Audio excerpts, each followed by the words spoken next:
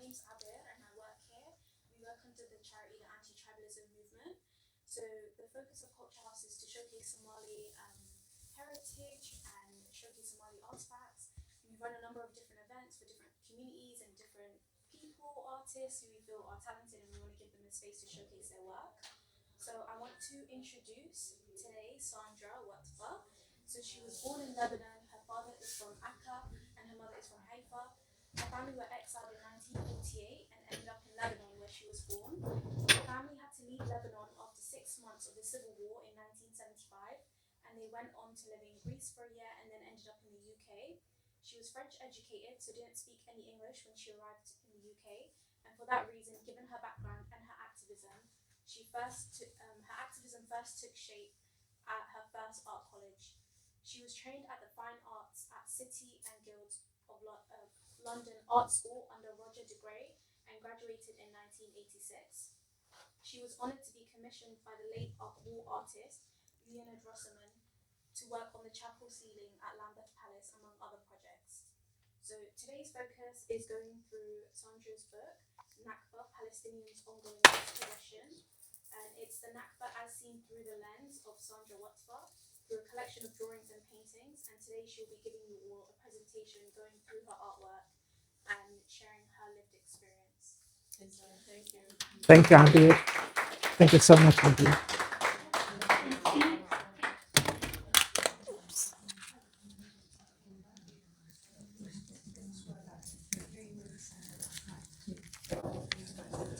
Before I begin, I'd like to thank Culture House and all the team, Abir, Intisar, Salma, Mona, and everybody else involved for giving me such a generous platform and a beautiful center. Thank you so much for that.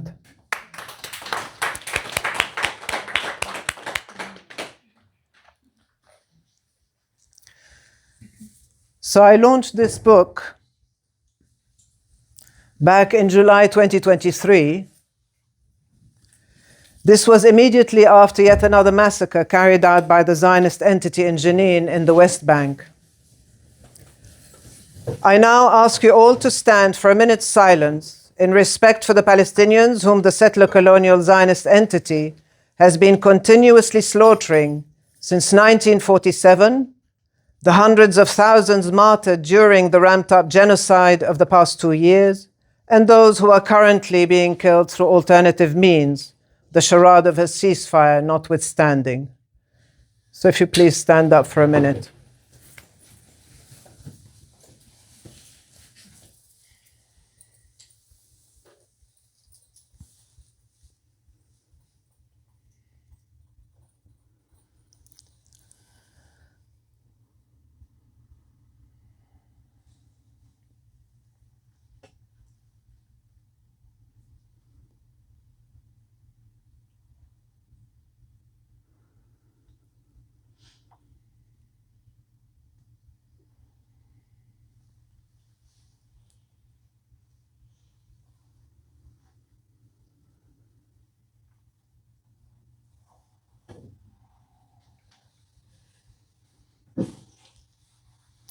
Thank you.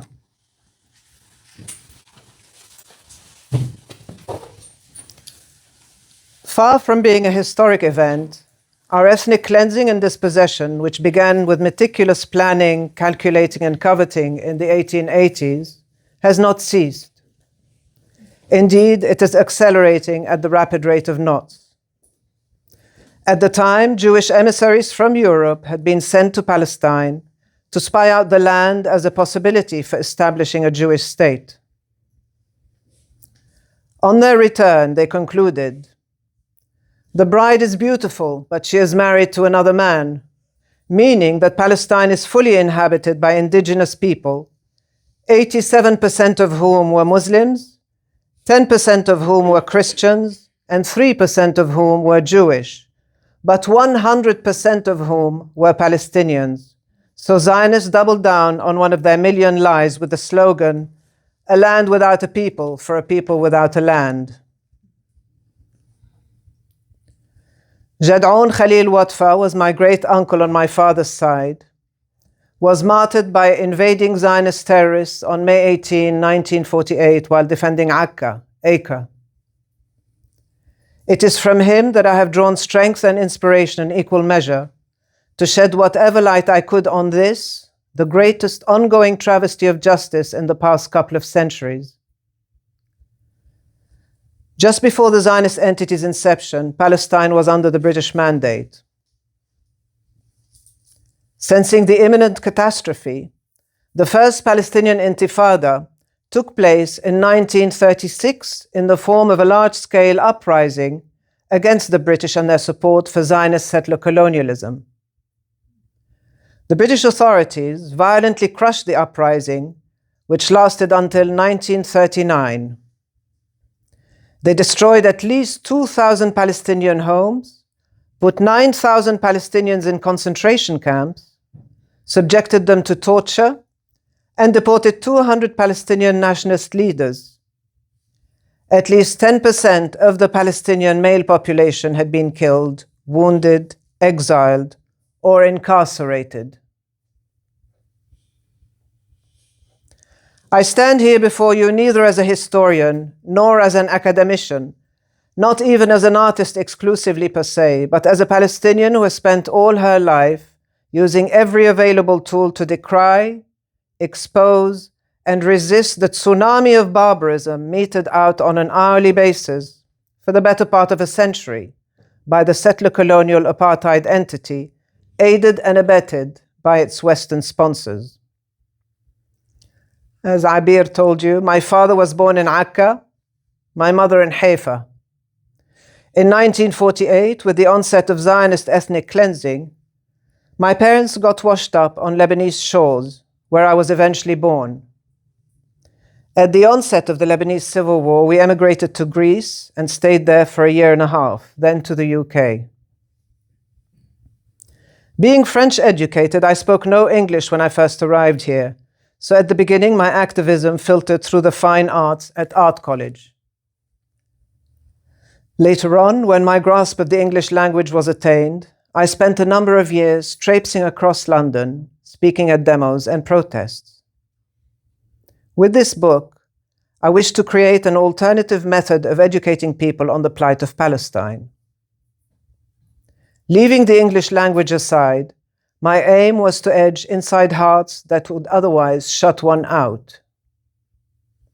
Art is universal and therefore has the capacity to break many a century-old barrier. For those wishing to delve deeper into the struggle, I included a suggested reading list at the end. The increasing enforcement of the International Holocaust Remembrance Alliance definition, the IHRA, across educational institutions in the UK, among other sectors, has 7 of its 11 points referring specifically to the Zionist settler colony. In short, making its criticism illegal under the fake slander of anti-Semitism.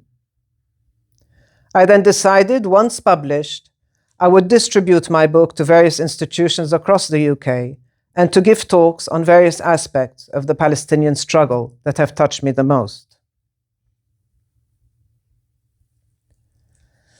Though planned since the mid-19th century, the Nakba began in earnest in 1947, prior to the inception of the Zionist entity, with the first of many massacres, Bled el-Sheikh, on December 31st, 1947. In less than 6 months, from December 1947 to mid-May 1948, usurping Jewish terrorists trained and armed by the British expelled about 440,000 Palestinians from 220 villages. It has never ended, 78 years on and counting. Between 1947 and 1949, some 800,000 Palestinians from a 1.9 million population were rendered refugees. 530 villages and cities were destroyed. 15,000 Palestinians had been killed in a series of mass atrocities, including more than 70 documented massacres.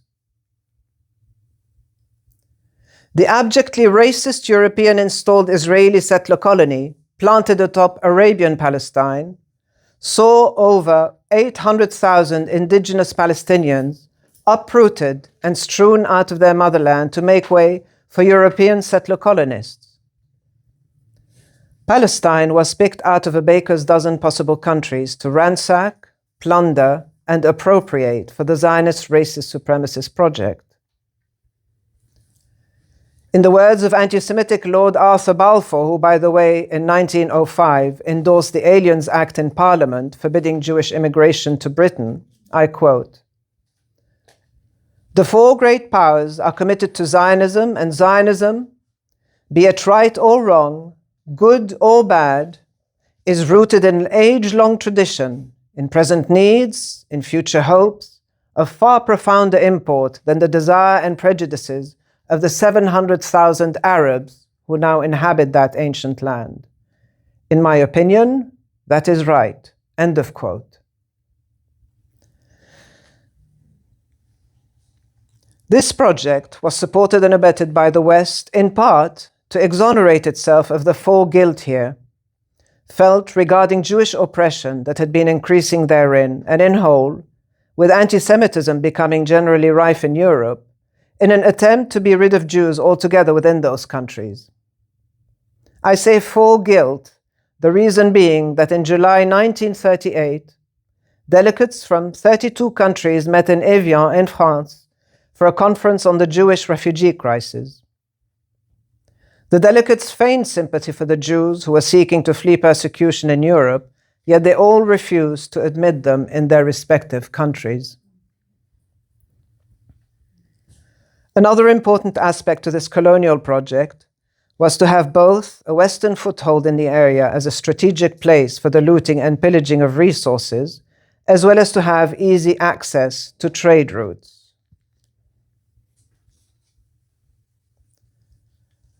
The father of Zionism, Theodor Herzl, stated, and I quote, "The Zionist colony would form a portion of the rampart of Europe against Asia, an outpost of civilization as opposed to barbarism."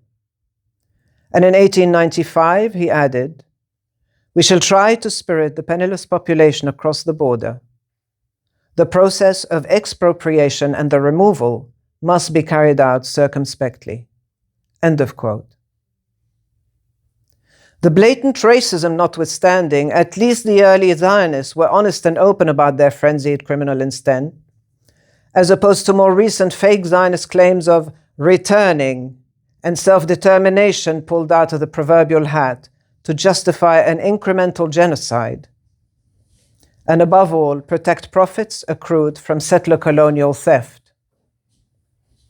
Original names connected to their enterprise were the Jewish Colonial Trust, the Jewish Colonial Bank, the Colonization Department, the Jewish National Fund, etc. It's important to point out that at the time, Zionism was not the popular movement it later became. Religious, secular, orthodox, reform, socialist, communist, cosmopolitan, and Yiddishkeit cultural Jews all opposed and blocked the First Zionist Congress of 1897, which was planned to be held in Munich, deeming it, and rightly so, as anti-Jewish. It had to be moved to Basel in Switzerland.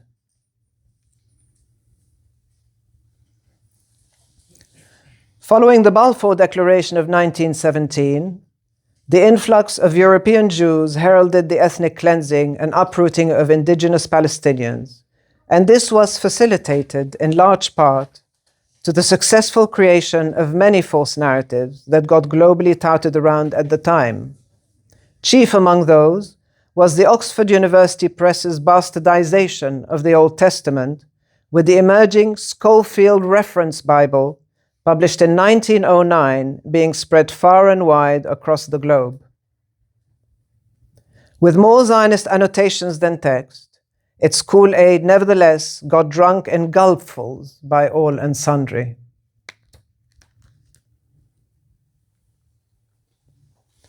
I shall not be giving a linear presentation. My references instead will alternate backwards and forwards in time, that is, pre- and post-October 2023. As for all intents and purposes, Palestinian annihilation and erasure had begun prior even to the inception of the settler colony. Its multi-tiered atrocities have been and continue to ceaselessly be committed, yet merely punctuated by periods of varying intensities.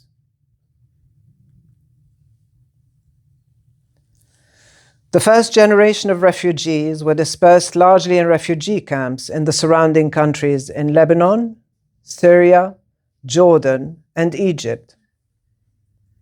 More than 5.9 million are still languishing there. With the second and third generation, our forced exile, for we were never allowed back into colonized Palestine, widened to further afield in Western Asia, then wider still into the four corners of the globe.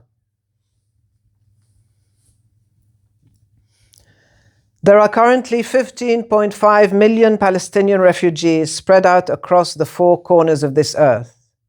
And in my humble opinion, that is 15.5 million reasons to demand the Zionist entity's total dismantlement.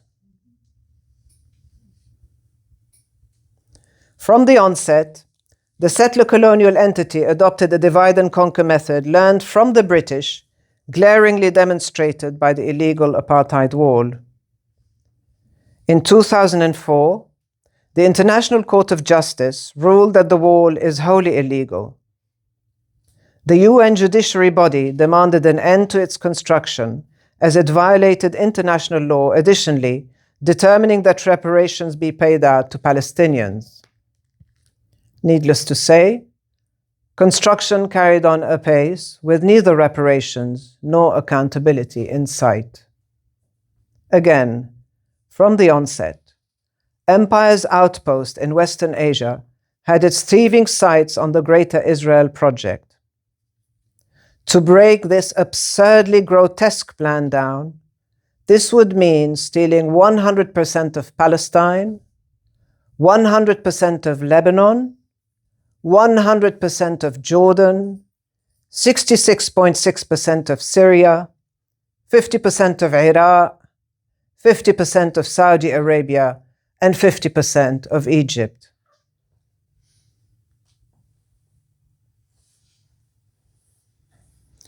A martyr's image may apply to any part of colonized Palestine, be it inside 48, so-called Israel, the West Bank, Gaza, or indeed Jerusalem, and let me be perfectly clear, I make no distinction between any of those seemingly chopped up areas.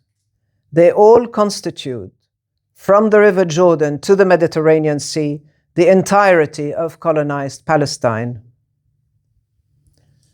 Bless the martyrs. May they finally find the peace they sought whilst alive. May they rest in eternal power. Incidentally, the settler colony has been hoarding a number of martyrs' corpses, some say as a dehumanization tactic. Others argue it's for organ harvesting, and others still believe this to be part of collective punishment for resisting our oppression and refusing to kneel. Let me ask you, what country in the world hoards corpses to use as bargaining chips? Checkpoints, prison and interrogation centers are powered by Hewlett-Packard, a company that seemingly produces mere printers and ink cartridges when in fact it provides the essential IT services and infrastructure that enable these facilities to operate.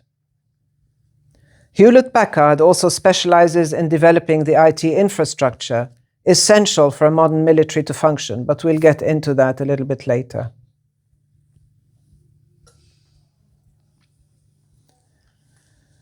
Palestinian political prisoners often have to use their bodies, the only thing they have command of, as the only weapon in demanding of their rights. If they survive the torturous interrogations, they face military courts, in which the conviction rate is 99.74%. Filthy cells, 1 meter by 3 meter holes in the ground, 3 floors beneath the surface. As to medical care, inmates at Ramle prison describe the clinic as slaughterhouses with jailers wearing doctors' uniforms.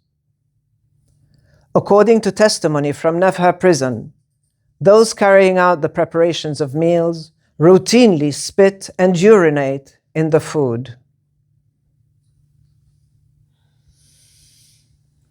Prisoners are deprived from essentials like edible food, clothes, underwear, shoes, soap, toothbrushes, sanitary pads for women, etc. They have to pay for these at extortionate prices and are forced to acquire them from the prison itself. Family visits are extremely limited and only allowed after an arduous and often impossible process of meeting the demands of getting the paperwork done.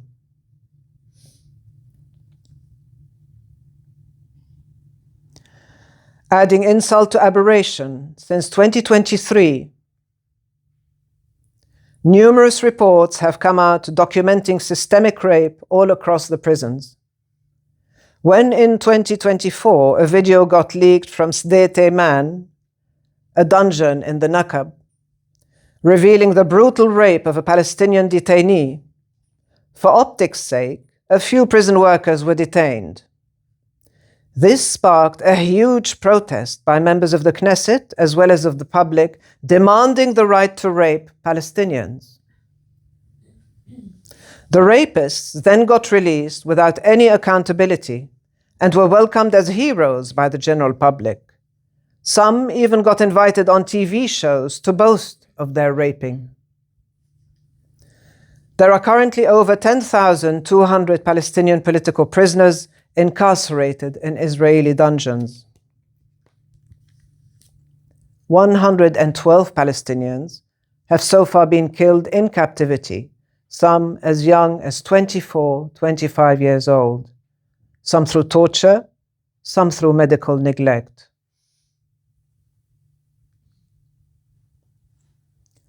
Administrative detention.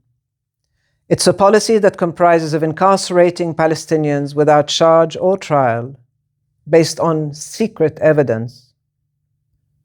The period of imprisonment can and is mostly indefinitely renewed every 6 months.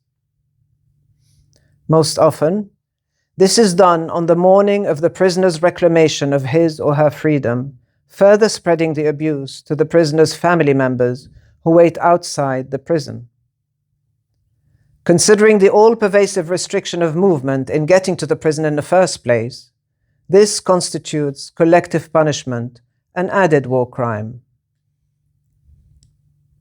There are over 3,650 Palestinians held under administrative detention. Some have been incarcerated for years on this barbaric conveyor belt of torture.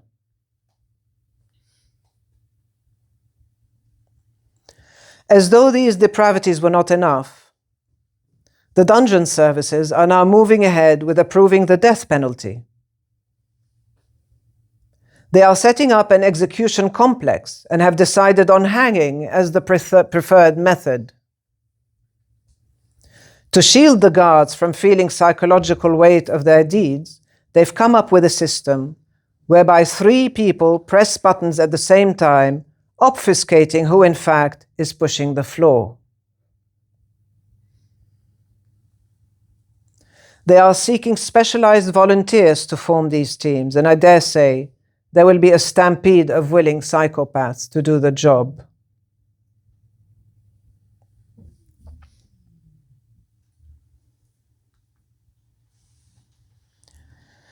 The Zionist entity is the only country in the world to corral a minimum of 700 Palestinian children through military courts and subsequent incarceration every single year. The usual trumped-up charge is that of throwing stones, which carries a sentence of up to 20 years. Since 2023, the numbers of arrests have tripled across the board. Children's arrests most often used to take place under the cover of darkness, in the early hours of dawn, when the family is at its weakest, separating the child from his or her parents, after humiliating and beating the parents up, driving home the point that there is no one under the sun who can protect the child from here on in. Since the year 2000, more than 12,000 Palestinian children have been detained, according to Ad-Damir. As of November 2022, 40% of children are sexually abused by Israeli soldiers during arrest or interrogation. Again, the numbers of arrests, read kidnapping, have tripled since 2023 and are now carried out in broad daylight, cover of darkness having been ditched courtesy of covert Western participation in the genocide. During interrogation, 75% of detained children are physically tortured. In the United Nations Rights of the Child report from July 4, 2013, children are, and here I quote, systematically subject to degrading treatment and often to acts of torture, physical and verbal violence, humiliation, painful restraints, hooding of the head and face in a sack, threatened with death, physical violence, and sexual assault against themselves or members of their family, restricted access to toilet, food, and water. These crimes are perpetrated from the time of arrest, during transfer and interrogation, not only to obtain a confession, but also on an arbitrary basis, as testified by several Israeli soldiers. End of quote. Currently, from Gaza alone, 400 children have been incarcerated and are languishing in Israeli dungeons. Despite thousands of complaints regarding torture, not a single one has led to a criminal investigation, let alone a trial or a conviction. It is safe to say that post-traumatic stress disorder does not exist in colonized Palestine. It is rather ongoing traumatic stress disorder that has been the order of the day for the better part of a century. A prime case in point is that of 13-year-old Ahmed Manasra, who was arrested on 12 October 2015, that's 9 years ago, after being shot several times and then run over by a settler car, then set upon by an Israeli mob whilst he lay in a pool of blood, with his legs twisted back due to the impact with the car. A video showing him injured, lying in a pool of blood, was uploaded on social media and went viral. In the footage, a settler onlooker can clearly be heard saying, "Die, you son of a whore, die!" while another tells a police officer to shoot him until he dies. Another leaked video shows part of Ahmed's abusive interrogation, where the interrogator tries to coerce the young boy into admitting to attacking 2 Israeli settlers. The interrogation is illegal, as neither the boy's parents nor his lawyers are allowed to be present. The boy is seen crying and pleading for a doctor as the tormenting interrogator shouts and threatens him. Prolonged solitary confinement lasting more than 15 days violates the absolute prohibition of torture and other cruel, inhumane, or degrading treatment. Adding insult to war crimes, Hewlett-Packard has developed the Kidma system for these torture dens, which includes the prisoners' management systems and intelligence subsystems, helping the butchers keep illegal records on the Palestinians they had abducted and their families. Fast forward to the ramped-up live-stream genocide since 2023. Countless videos of minors witnessing their parents' dismembered bodies, tugging on and keening for the parents to live on. The genocide had quickly made its own addition to the vocabulary of emergency medical assistance, with the world's most heartbreaking acronym, WCNSF, Wounded Child, No Surviving Family. Furthermore, in under 2 years, Israel has wiped out 27 families in their entireties. Over 6,000 Palestinians are the sole surviving members of their bloodline. I wrote a poem called Palestinian Child in 2017. He waits till 3 to go to sleep. With heavy lids and aching limb, he waits and thinks and starts to weep, recalling all that's been. His father badly beaten, his mother on the floor, keening and beseeching them to let her young son go. He waits till 3 and awaits some more, awaits the shock of the knock on the door, heralding a scene of a mad war crime, a crime in truth which all ignore. Snatched and flung in hell and beyond, his innocence shafted, his childhood gone. He waits till 3 to go to sleep, and while he waits, his freedom's gone.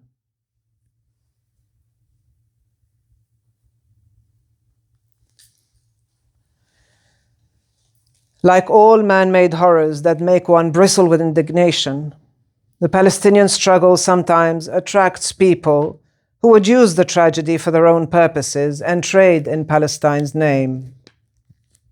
Chief among which is the cultivation of a savior complex, or those who spend a few weeks in colonized Palestine, then deem themselves to be experts on the matter, or those who arrogantly police our tone, deny us the right to say, from the river to the sea, Palestine will be free.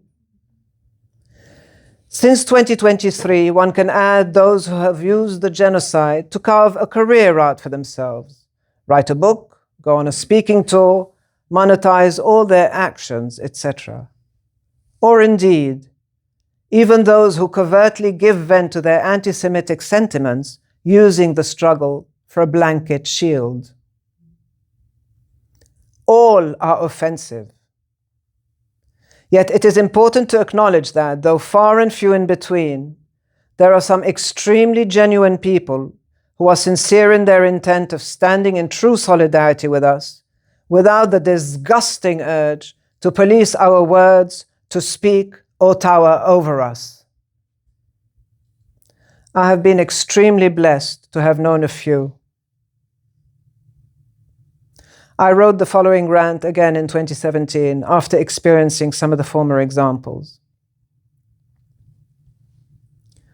I have seen the invisible, heard the inaudible, eaten the inedible and lived the unlivable, been plucked and thrust and flung from pillar to post, cussed and dissed and shunned by most.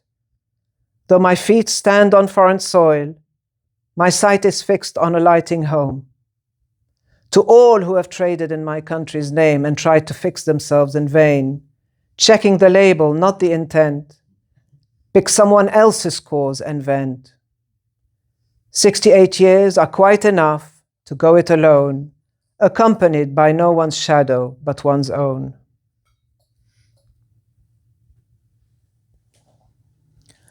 The Great March of Return of 2018 was the Gandhi-esque peaceful attempt to draw the world's attention to the settler colonial entity's medieval siege of Ghazni. It was never about breaching an illegal border, but about breaking out of prison in order to go home. It was always about a jailbreak. At the time, 217 Palestinians were murdered, of whom 48 were children.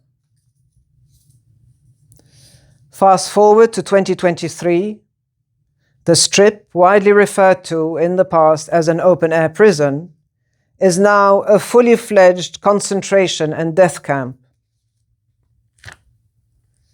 The Zionist entity's terrorists are literally shooting fish in a barrel in their extermination spree, with full compliance and active participation of Western governments, be that through copious weapons supply, endless genocide funds, or intelligence sharing, as in the case of Britain, with British RAF Shadow R1 airplanes operating out of Akrotiri base in occupied Cyprus. Up to date, and in what appears to be the final extermination plan of Palestinians, and the completion of the original Zionist aim of stealing the entirety of Palestine without any Palestinians in it, within a mere 4 weeks, i.e. by 7 November 2023 alone, More than 10,000 Palestinians had been slaughtered, well over 4,000 of whom are children, with another 2,000 children missing beneath the rubble, presumed dead. The Zionist entity has upped its ante in its sadism and has been slaughtering one Palestinian child every hour on the hour.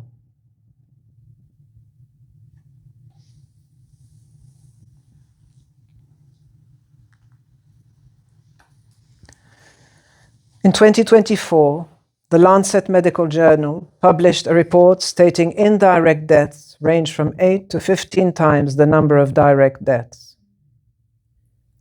Given the overpacked population, a destroyed healthcare system, a calculated famine born from the marrow of sadism, lack of water, lack of sanitation, proliferation of preventable diseases, lack of shelter from the elements in a harsh winter, unexploded ordnance, it is believed that there have been anything between 440,000 and 680,000 deaths.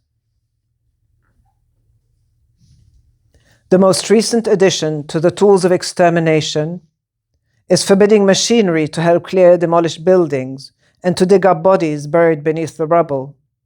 So surviving Palestinians are now being killed by concrete blocks and slabs that fall on whoever happens to be in the ruins of their homes, sheltering from the winter storms.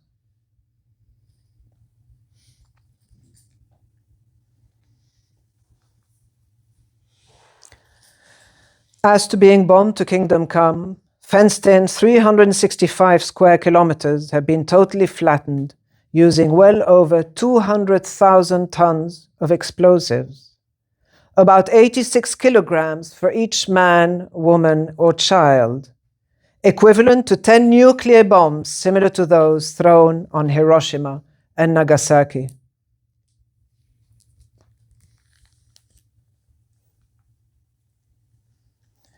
We're now left with 61 million tons of rubble mixed with unexploded ordnance and depleted uranium, as well as horrific chemicals, materials that will cause cancer to so many.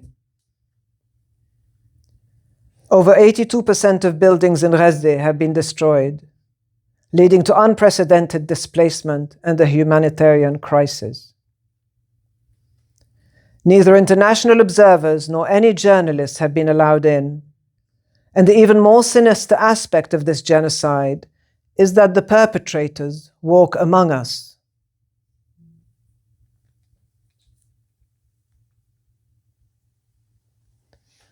Turning back to the West Bank part of Palestine, some 20% of the Palestinian population of men, women, children, and the elderly have been incarcerated in Israeli dungeons since 1967. Every single family has been affected. The prisoners form the very cornerstones of Palestinian society. Their suffering is felt in every single home. The vast majority of Palestinian families have loved ones abducted, incarcerated, and extrajudicially assassinated relatives. Again, since 2023, the figures have tripled.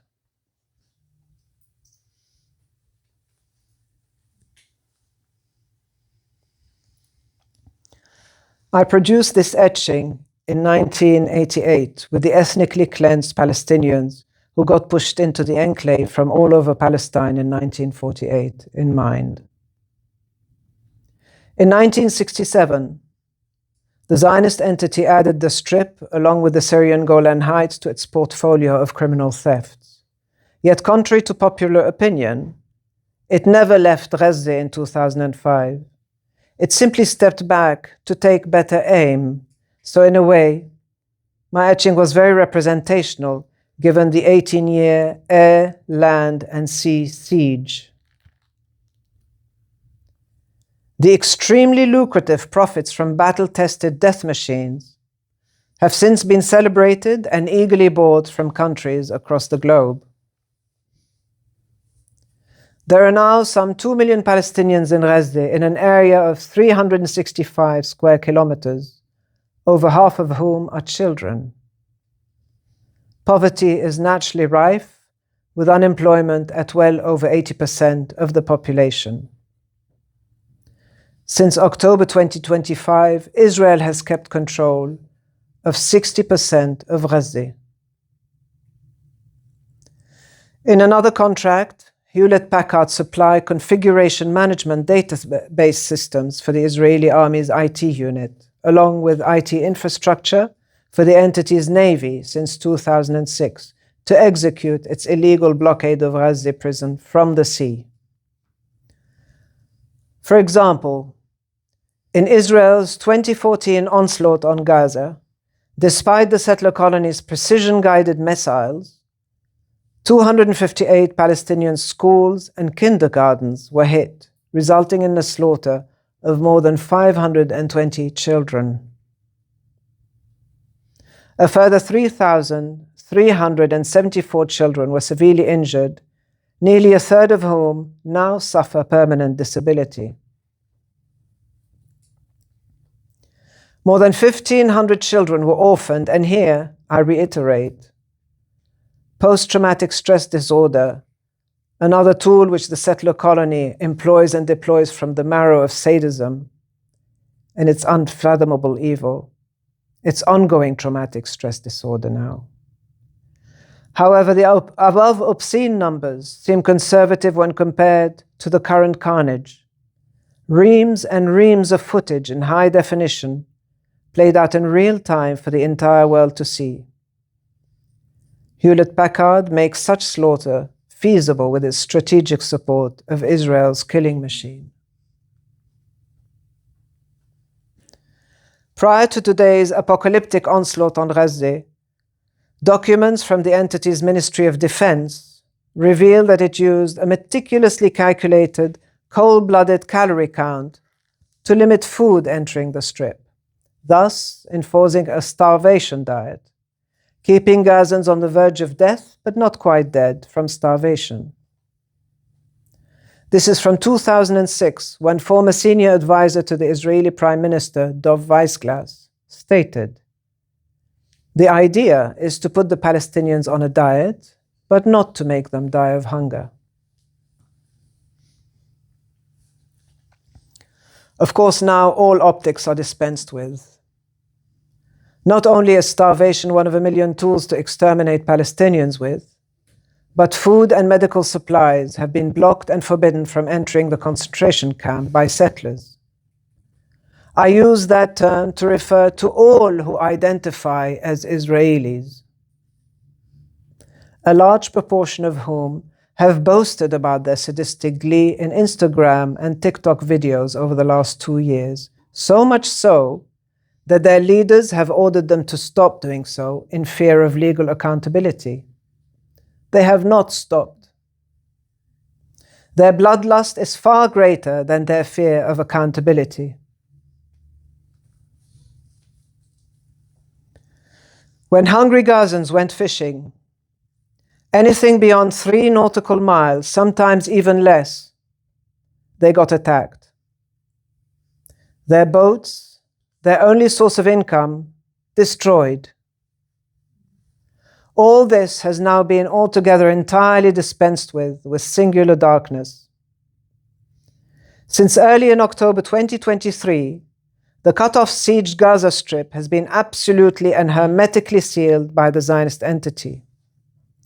No food, no water, no fuel, no medicine allowed in. Even the internet connection to the outside world had been periodically and diabolically severed. Ironically, the more the settler colony tries to erase us, the more light it sheds on its own depravity. Adding savagery to war crimes, journalists, doctors, ambulances, hospitals, schools, mosques, churches, bakeries, whole residential buildings wherein entire Palestinian families, from their newborns to their elders and everyone in between, having nowhere else to flee, have been bombed to kingdom come. It is by no means the first time that the Zionist entity uses phosphorus on a civilian population, both in Palestine as well as in Lebanon.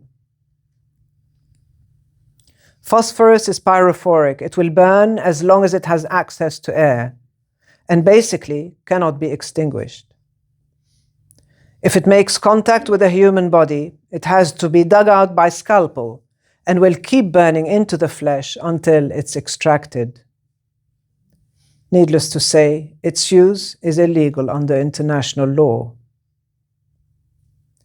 In 2012, a UN report came out warning that by 2020, that's 6 years ago, Gaza would be unsuitable for human habitation.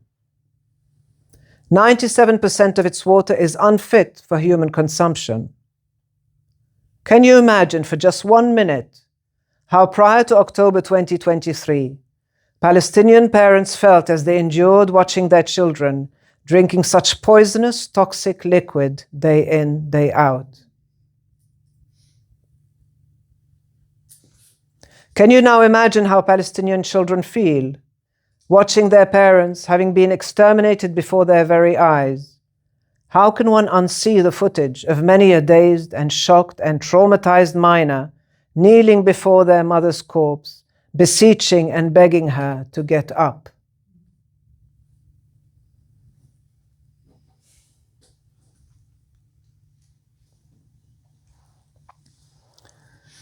Before the inception of the settler colony and its sinister Zionist ideology, all three faiths, Muslim, Christian, and Jewish Palestinians coexisted peacefully. There was no distinction among them. To remind you of the ratios which I mentioned at the beginning, 87% of whom were Muslims, 10% of whom were Christians, and 3% of whom were Jewish, but 100% of whom were Palestinians. To give you an idea of what I mean, in 1939, when my father was just 12 years old, he used to play with his best friend, Khairi Hbeshi.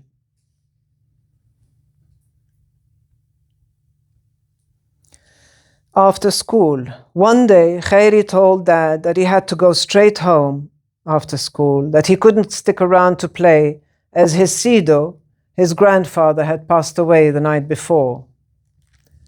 At this, Dad expressed his sorrow and asked when his friend was to go to church for the funeral, at which Khairi replied, "But Wadia, we don't attend church, we are Muslim."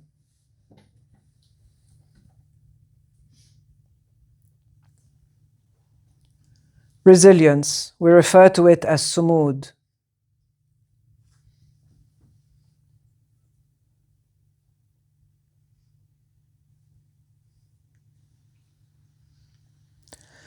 General Assembly Resolution 3246 of 29 November 1974 reaffirms the legitimacy of the people's struggle for liberation from colonial and foreign domination and alien subjugation by all available means, including armed struggle, and strongly condemns all governments which do not recognize the right to self-determination and independence of peoples under colonial and foreign domination and alien subjugation, notably the peoples of Africa and the Palestinian people.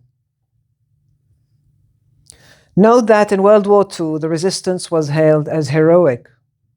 Not so for the Palestinians, who have been constantly portrayed as terrorists by the majority of Western politicians and mainstream media over several decades. Over 7 decades of dehumanizing us meant that the world expected us to put up, shut up, and silently die. As an aside note, I'd like to remind you all that Toussaint Louverture was deemed a terrorist until he wasn't. That Nat Turner was deemed a terrorist until he wasn't. That Mahatma Gandhi was deemed a terrorist until he wasn't. That Nelson Mandela and the ANC were deemed a terrorist until he wasn't. That Yasser Arafat was deemed a terrorist until he not only wasn't, but was given a Nobel Peace Prize to boot. We are a colonized and oppressed people, and tired of being eternally misrepresented and forever dehumanized. We rightfully demand a normal life of dignity just like everybody else, and contrary to popular opinion, our children are neither numbers nor children of a lesser God. And I would also like to remind you that 19th century former slaves in Haiti, insurgent slaves in Nat Turner's 1831 revolution, Indians in the 1857 riots, Kenyans in the 1850s Mau Mau uprising, Algerian rebels at Oran in 1962, all these men did absolutely everything in their power to break their chains of subjugation and get the oppressors' boots off their necks.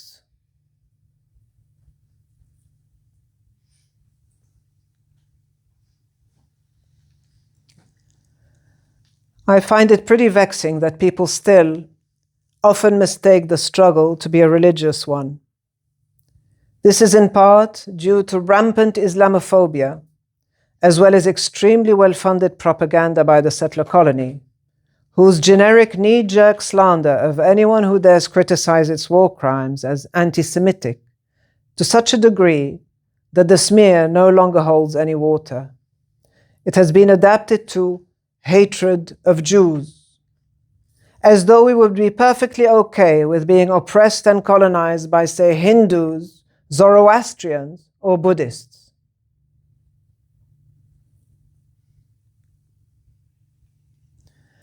While I myself am not religious in the classic sense, I am merely a student of spirituality, I nevertheless wish to point out that Christianity has always been an all-important aspect of Palestinian culture and society before as well as after the Nakba.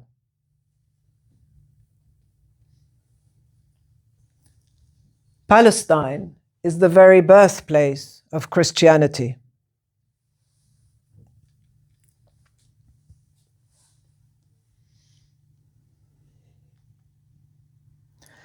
Extraordinary and extremely bizarre that in the 21st century, when asked where I come from, some people have exclaimed, "Oh, Pakistan." This has led me to do a transcription of one of the most famous anti-war paintings in history, Picasso's Guernica. I adapted it and called it Gurney Gaza, inculcated the kafiyeh and the key of return therein, in the hope that people make a connection.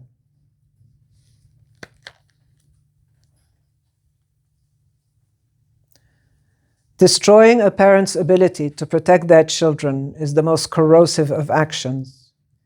It kills hope, where hope is in fact the very oxygen that's crucial for survival. The homeland itself thus represents its children's modicum of protection. Its soil, its air, its light, and most pertinently, our roots in its earth.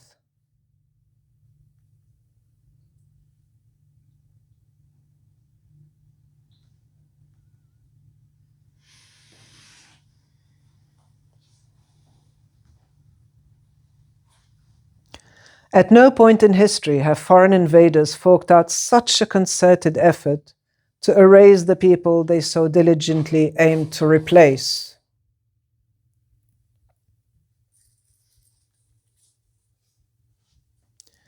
It is entirely laughable to suggest that resistance can ever be defanged. No matter the gargantuan efforts which empire, patriarchy, white supremacy, and Zionism, which is Jewish supremacy, employ to obliterate the indelible desire for a life of freedom and dignity.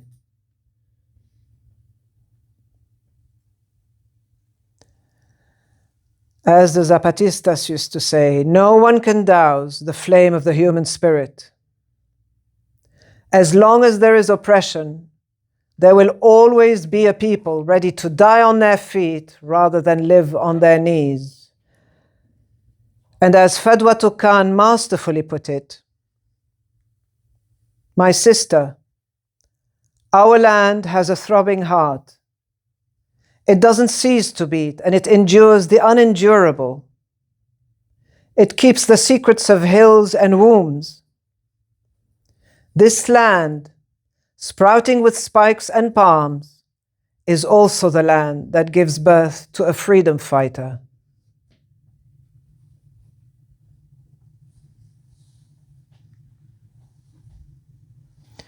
We are at a crossroads in history and have a promise to make to present and future generations. Without justice, there is no peace, and without Palestine's full, non-negotiable liberation, humanity itself is doomed. All the tools of oppression have been subtly exported to the four corners of the globe.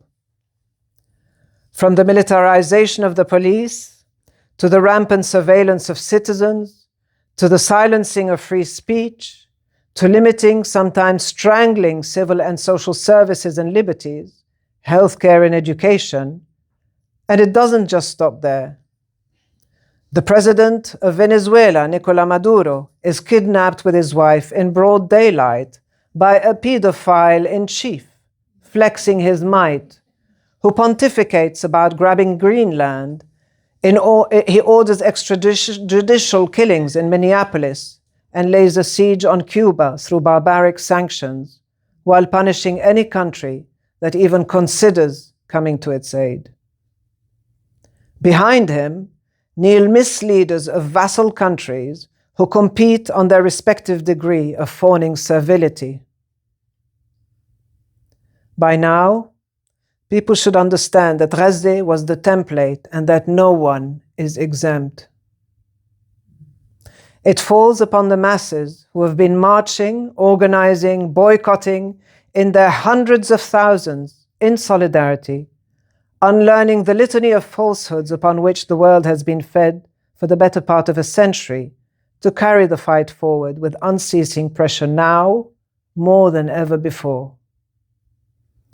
It behooves anyone and everyone to call events by their proper terminologies and accord words the importance they deserve, lest anyone is still regurgitating the tsunami of myths and lies which so-called Israel has been fabricating to undergird and justify its cursed existence. Settler colonialism has always thrived on untold violence, but in the 21st century, it is simply unconscionable.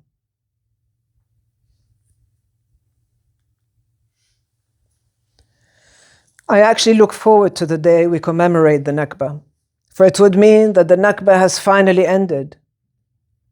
As things stand, 78 years on, empire, meaning the US, the UK, Germany, France, Italy, the European Union and the remaining NATO countries, alongside their biggest installed military outpost in Western Asia, are more than ever hell-bent and invested and engaged in our annihilation, disappearance, and erasure. Here I stand before you in black and white, speaking my truth without any shades of grey. Words are important.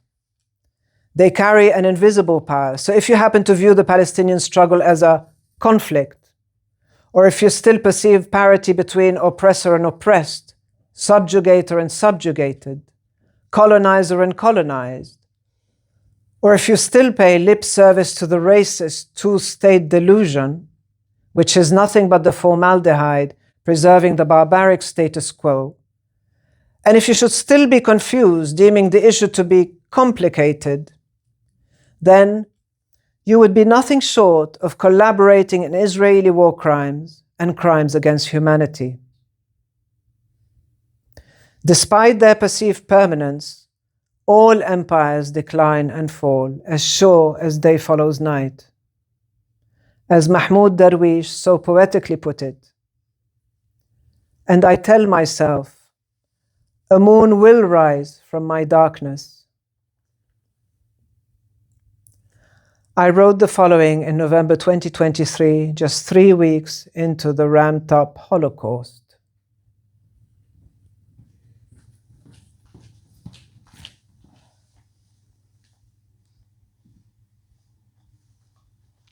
The world has been immersed in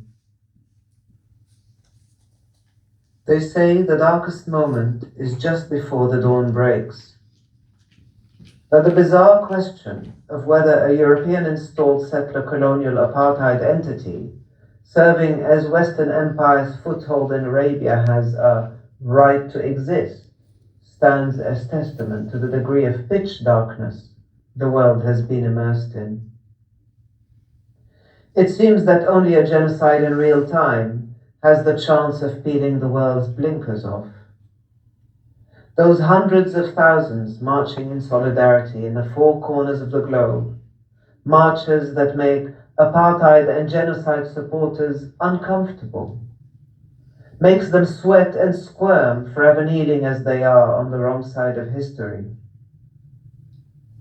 It seems futile to mention the outrageous numbers of those slaughtered by the Zionist killing machine over the past 7 or so weeks, let alone the past 75 years, and not just in Gaza, but throughout the West Bank, within 48 Palestine, the Syrian Golan Heights, as well as Lebanon.